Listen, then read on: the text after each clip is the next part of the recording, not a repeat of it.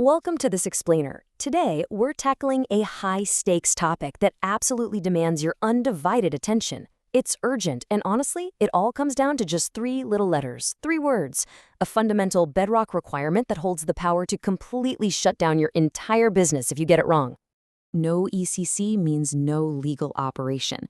I mean, it really doesn't get any starker than that, right? This isn't just some best practice guideline you can skim over or a nice-to-have certification for your marketing team. It is an existential threat to your business. If you don't have this sorted out, everything else you're building is literally running on borrowed time. So let's get into this three-letter mandate. Because frankly, your entire operation hinges on understanding exactly what this is and why it poses such a massive threat if ignored. ECC, it stands for Environmental Compliance Certificate, issued by the DENR, which is the Department of Environment and Natural Resources. Now, this document is basically the government's official, legally binding thumbs up for your project. It states one of two things. Either your undertaking won't cause a significant negative environmental impact, or if it does cause an impact, you have a concrete, officially approved plan to manage it. Without this document in hand from the DNR, let me be very clear about this. Your business is unequivocally operating illegally. There's no gray area here.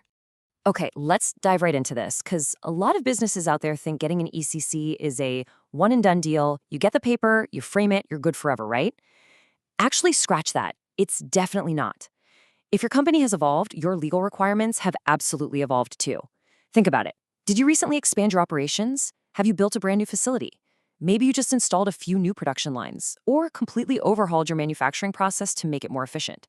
Well, if you did any of those things without securing an updated ECC, you aren't just slightly non-compliant, you are operating entirely outside the law. Now, figuring out how to actually navigate this assessment and secure your legal baseline is the next major hurdle you have to clear.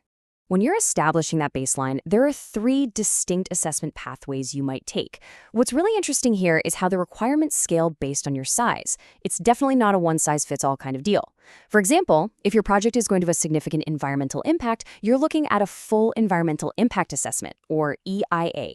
But if you're running a smaller project with a much lighter footprint, the requirement shifts down to an IEE, an initial environmental examination. And finally, if your company operates within economic zones, you might actually fall under a programmatic ECC. This is a brilliant little mechanism that can cover multiple projects under just one single certificate. Now, for those of you requiring the full EIA, brace yourselves because it is a rigorous journey. It kicks off with scoping to really define your boundaries. That's followed by baseline environmental studies to prove exactly what the area looked like before you brought in the bulldozers. Step 3 is the actual impact assessment itself. Then, Step 4 requires highly detailed mitigation planning. Basically, how are you going to fix what you disrupt? And finally, Step 5, public consultation with the affected communities. It is incredibly serious, comprehensive work. But here is the critical thing you need to remember. Simply surviving these steps and securing the certificate, that's really only half the battle. Which brings us to the annual compliance trap. This is literally the exact spot where most companies drop the ball and fail completely. Enter another incredibly vital acronym, the EPRMP. That's your Environmental Performance Report and Management Plan. You see, once you finally get your ECC, the government doesn't just walk away and leave you alone. You are legally required to submit these EPRMPs every single year to the DNR. This is your ongoing proof. It's how you show them that you're actually complying with all those conditions set out in your original ECC. Think of it as mandatory annual maintenance for your legal right to operate. But, here's the reality of what actually happens out there in the business world.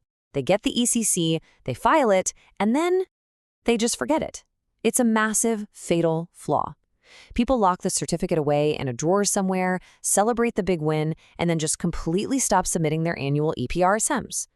Ghosting the DNR is never, ever a good business strategy, and stopping those yearly submissions is the ultimate trap. And that brings us to a scenario no one wants to face, the fallout that happens when the DNR finally knocks on your door. Let's see how this builds, because the escalation here is swift, and honestly, it's brutal. It always starts with a notice of violation, just a warning shot. But then comes a very strict compliance order. Following that, heavy, heavy fines. If you still don't resolve the issue, you're facing a sudden suspension of your operations. And the stakes just keep rising straight up to the actual cancellation of your ECC, followed immediately by a cease and desist order. And the ultimate endgame of all of this? A total, devastating facility shutdown. All because a yearly report was forgotten in some filing cabinet? No way you want to risk that. So we're really left with a very simple comparison. Checking your compliance today requires just a fraction of the cost and effort. But waiting to find out your status until the exact moment the DNR arrives completely unannounced, that brings you face to face with a total facility shutdown and absolute legal ruin. Being proactive here isn't just the smart choice, it's quite literally the only survivable choice. I want to leave you with 3 absolutely crucial questions today, and I really want you to answer them honestly. Is your company's ECC current right now? Does it accurately cover all of your newly expanded operations? And are you actively submitting your annual EPRMPs? If you are not absolutely certain about the answers, you need to stop what you're doing and find out today, because securing your ECC isn't just some annoying regulatory hurdle, it's the literal bedrock of your entire business. Just ask yourself, if the DNR walked through your front doors right now, would those doors even be allowed to stay open tomorrow?